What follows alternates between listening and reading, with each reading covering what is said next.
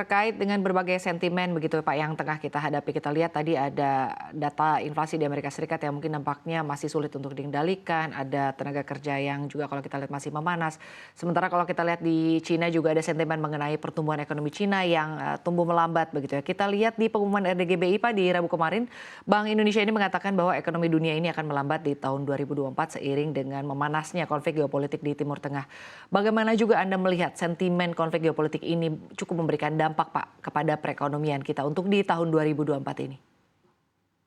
Ya, memang perkiraan bahwa ekonomi global di 2024 paling tidak akan lebih baik dari 22 daripada 2023, bahkan mungkin sedikit lebih buruk dari 2023, memang lebih disebabkan oleh potensi ketegangan atau friksi geopolitik yang tampaknya sekarang makin mudah terjadi, ya, terutama sejak terjadinya perang Rusia dengan Ukraina. Kalau dampak dari inflasi tinggi kita sudah tahu sudah berlangsung sejak akhir 2022.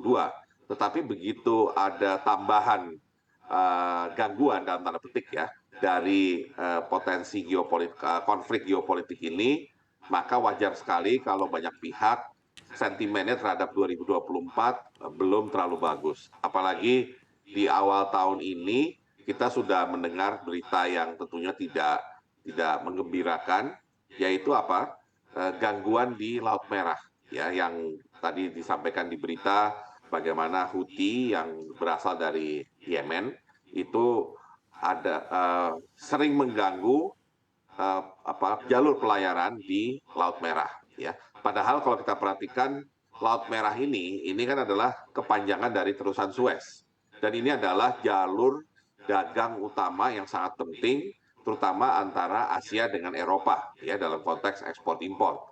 Nah, tentunya tidak mungkin kapal-kapal mengambil jalur alternatif karena terlalu jauh, harus melewati Afrika Selatan atau mengelilingi benua Afrika.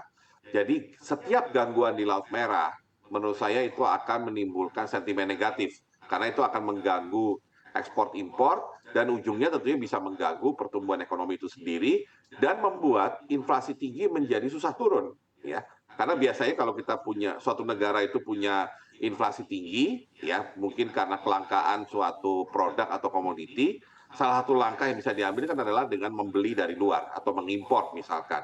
Tapi kalau jalur importnya kemudian terganggu dengan adanya tension di Laut Merah, maka tentunya ini tidak akan baik, ya, bagi perekonomian global. Jadi saya melihat sensitivitas dari geopolitik ini tampaknya akan lebih keras ya di tahun 2024. Mudah sekali dua negara yang berbatasan atau negara-negara yang mempunyai akses untuk bisa mengganggu jalur pelayaran, ini tampaknya adalah hal yang patut sangat diwaspadai di tahun 2024. Baik, artinya langkah-langkah apa Pak? Artinya langkah-langkah apa yang harus diwaspadai atau mungkin disiapkan oleh pemerintah? Artinya kebijakan seperti apa yang mungkin bisa menjaga begitu untuk pertumbuhan ekonomi di Indonesia khususnya tetap bisa tumbuh positif Pak di tengah sentimen-sentimen tadi utamanya mungkin konflik geopolitik yang saat ini tengah terjadi. Ya, tentunya yang pertama adalah kita tetap memperkuat ekonomi domestik dengan cara yang paling penting adalah bagaimana menjaga inflasi pada tingkat yang rendah, terutama inflasi dari harga pangan bergejolak, sehingga inflasi yang rendah paling tidak bisa mempertahankan daya beli masyarakat. Dan itu akan tentunya mendorong pertumbuhan konsumsi rumah tangga yang sampai saat ini masih menjadi tulang punggung dari pertumbuhan ekonomi kita sendiri. Nah, kemudian hal kedua tentunya ketika kita bicara ekspor dan impor ya, karena bagaimanapun ekonomi kita tidak bisa berjalan tanpa juga ada impor ya, mengingat sebagian besar impor kita itu ada di barang modal sama bahan penolong yang memang dibutuhkan oleh sektor manufaktur kita ya. Nah, artinya ketika kita bicara potensi gangguan misalkan tadi di Laut Merah ya, by the way di Laut Merah itu kan gangguannya tidak hanya dari Houthi Yemen tapi juga dari pirates ya yang ada dari Somalia. Nah, jadi artinya kita memang sudah harus mulai berpikir apa alternatifnya. Kalau barang atau produk yang kita butuhkan dari Eropa misalkan itu mengalami kesulitan ya atau menjadi biaya tinggi kalau melewati Laut Merah. Nah, alternatifnya adalah mencari sumber lain yang tidak harus melewati jalur tersebut ya. Contoh yang paling simpel misalkan bagaimanapun untuk kita misalkan mengembangkan industri pangan, kita butuh gandum, ya selain beras, salah satunya juga gandum. Nah, gandum itu memang produsen paling besar ada di Ukraine, ada di Rusia, dan ada di Turki. Nah, kalau jalur impor dari negara-negara tersebut terganggu karena masalah geopolitik tadi, ya barangkali kita harus melihat siapa lagi yang bisa mensuplai gandum ke Indonesia. Salah satunya tetangga kita di selatan, misalnya Australia. Nah, jadi harus ada mulai semacam ya istilahnya plan B lah ya. Kalau plan E yang berasal dari negara-negara tradisional seperti Eropa itu tidak bisa berjalan gara-gara gangguan di Laut Merah.